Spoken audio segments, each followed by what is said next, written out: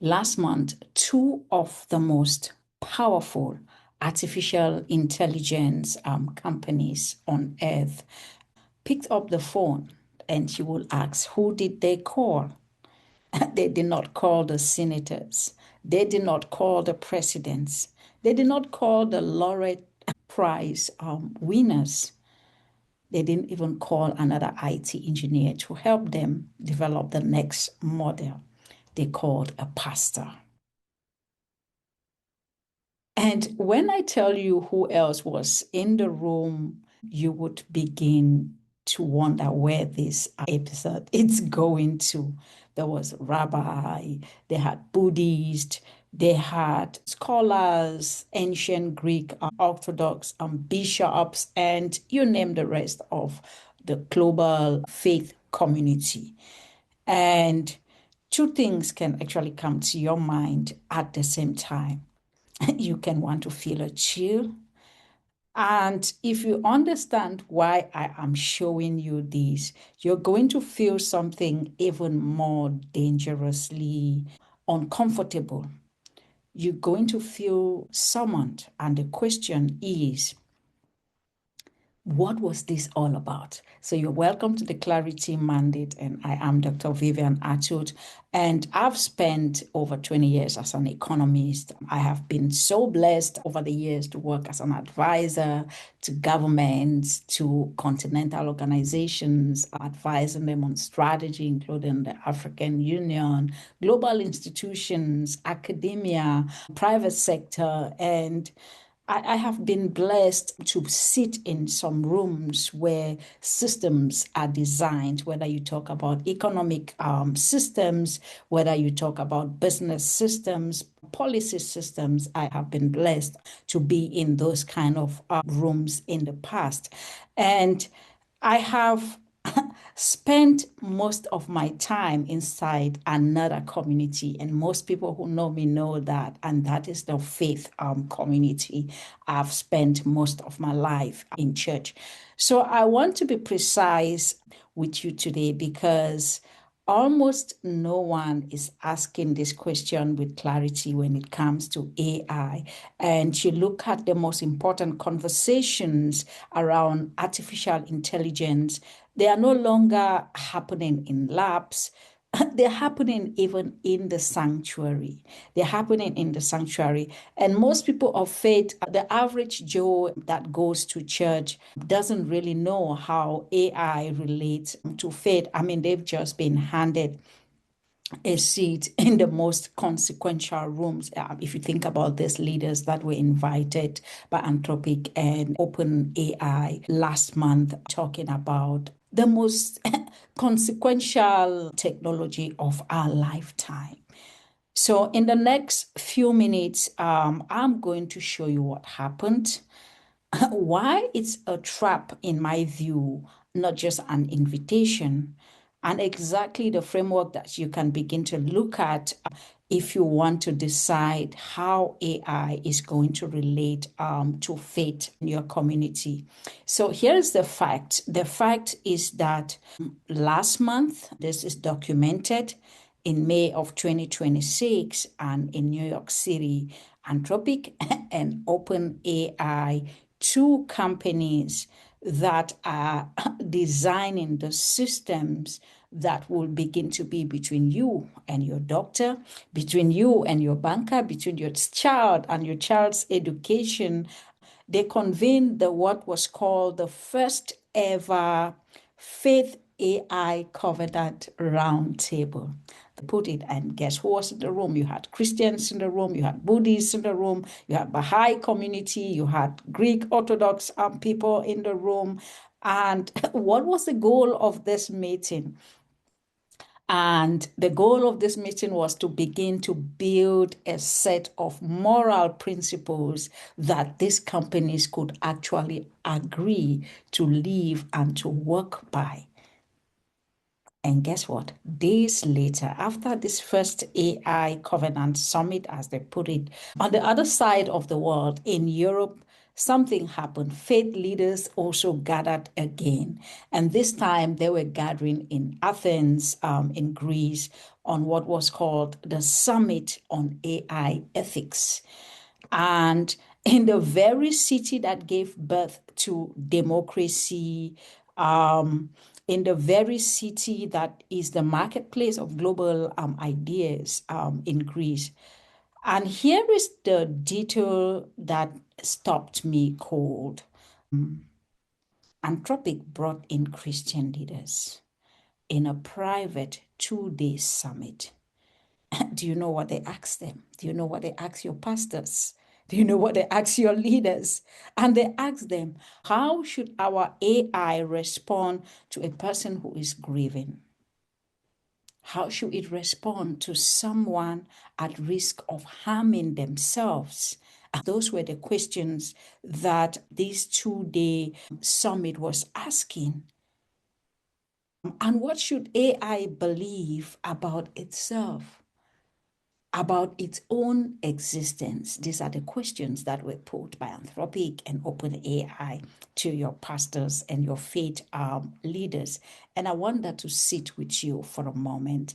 So the engineers that are building the most powerful tools on the planet took the hardest questions of suffering, questions of death, questions of dignity, questions of the soul of humanity. And they realized that they didn't have the language for these kind of questions.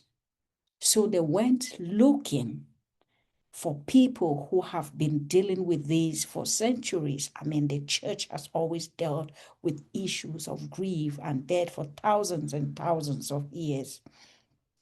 So now, most commentators will tell you this is a beautiful story, technology and faith, all hands. Isn't that nice? No, I'm not here to talk about the niceness of it. I don't buy to that. I don't subscribe to that school of thought.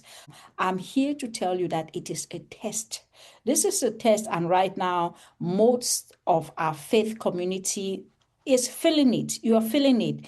And the uncomfortable truth is that, and I say it being as someone who has grown up in the faith community, we show up late. We show up after the technology have been developed, it's built, it's deployed, and they are testing it. It's affecting our teenagers, it's affecting young people, and people are questioning, talking about their own wealth. And then we want to raise our hands and complain about the technology. And, you know, you arrive at the meeting when the decisions have been made.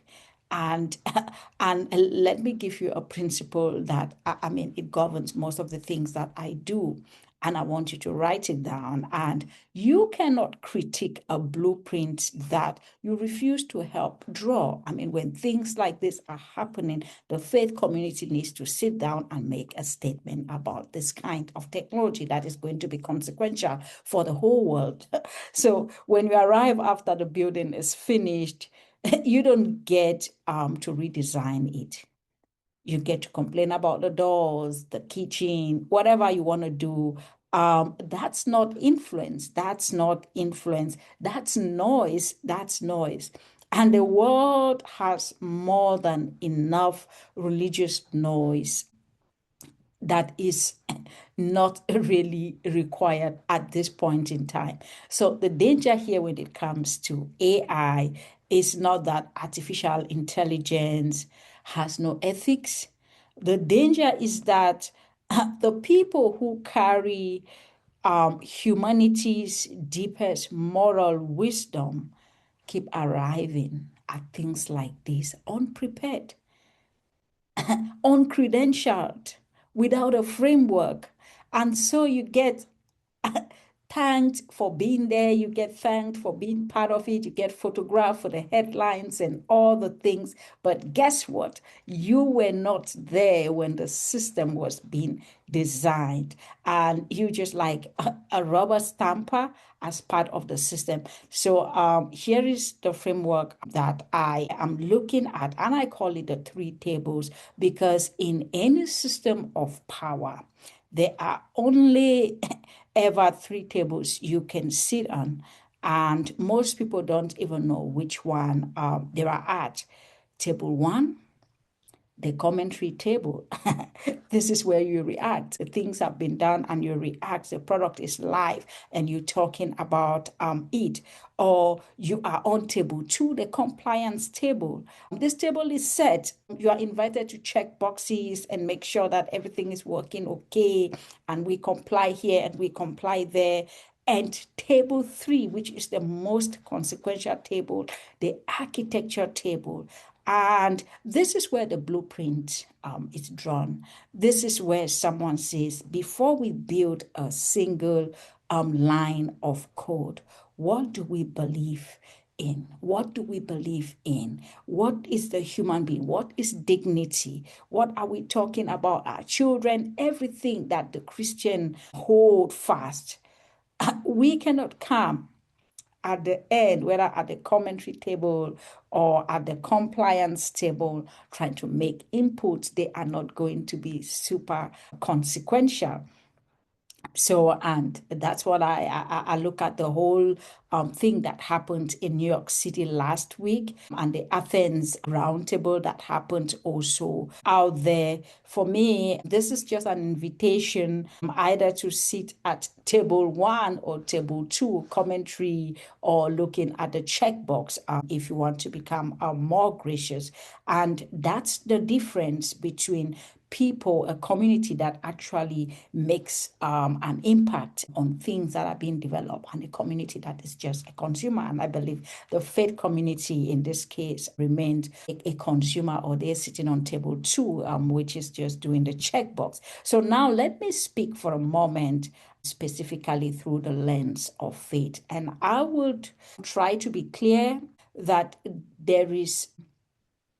this is not spiritual and interpretation. I'm talking about strategy. So there is a line that most of us have had so many times.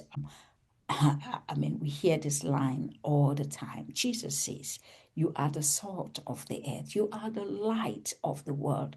And that is all in the good book, in the book of Matthew. We've turned into that posture, a nice, gentle, be a good person posture. But read it again as an economist would read, as a system. Salt doesn't observe the meal. Salt changes the chemistry of the meal. Light doesn't observe darkness. Light intervenes and changes darkness into, it redefines what is possible in a dark room. So salt and light were never a posture. Salt and light, they were always about infrastructure, and a claim that people of faith are supposed to be built into the structure of the world, not standing outside and shouting at the walls. I believe that people of faith are supposed to be the ones that look at the system and say, this system needs to be reconstructed like this. And the verse ends with a warning. Salt that does not do its work by salting the food is thrown outside and trampled upon. And that is the precise fate of the faith community that is offered a seat at the architecture table and shows up empty-handed. No framework to critique, no framework to say, let's break down this system and build it in a way that incorporates A, B, C. So if we are absent from the design of the most powerful technology in our history, we don't just lose influence by our own scripture. We forfeit the right to critique the design. So here is your mandate. And it's not just for those who go to church. It's not an abstract mandate. It's for you, the leaders. It's for you, the founders, the parents, the believers watching this right now. Stop reacting off the commentary table. Every minute you spend being outraged online is a minute you are not spending becoming someone that will be the architect in the room. Build a framework, not a feeling. Pick one question. Pick one question. How should AI treat the vulnerable, the workers, the child, the dying? And develop a position, a rigorous position that is rigorous enough to be engineered in the systems. It should be specific, it should be defensible, it should be implementable in the current situation that we are in. So you want to really do that. And three, you want to get credentialed. Understand technology. I just recently completed my Google Cloud AI leader certification, and I will be doing machine learning and many others because I need to know how these things work. You want to understand the technology enough that no engineer would dismiss you as just being the Christian in the room. You don't understand these things. You want to be able to understand how these things work, because here is what the moment is really telling us. The moment we are in right now is telling us that the builders of the future just got admitted. They got admitted out loud, and the technical power without moral wisdom, is a liability that they cannot solve on their own. The builders, whether you look at Anthropic, whether you look at OpenAI and all these people, they admitted that they can't build without a moral compass, and they are looking out to faith community for that. They are looking for architects of conscience. The only question is whether the people who carry the wisdom will show up prepared or show up late. So I've told you at the start of this episode that you're going to feel two things. You're going to feel two things: the chill. The machines are now asking questions that our souls used to ask, and the summons that you might be one of the people called to answer some of these questions. And don't waste your time on the chill. Obey the summons. Be there, be prepared, because Silicon Valley called pastors. And the real question is whether we are answering the questions that will give them the right blueprint. So the mandate is clear. You want to go there if you belong to faith community. Begin to think about AI more critically. Begin to think about how AI is going to be affecting the faith community going forward, and looking at frameworks that we can supply to the engineers to re-engineer the system, because evidence from the meetings that happened in May of 2026 is that these engineers are looking for the moral compass, and it stays with the faith community. And I hope we all arise and be part of the solution. This is the Clarity Mandate, and I will see you in the next episode.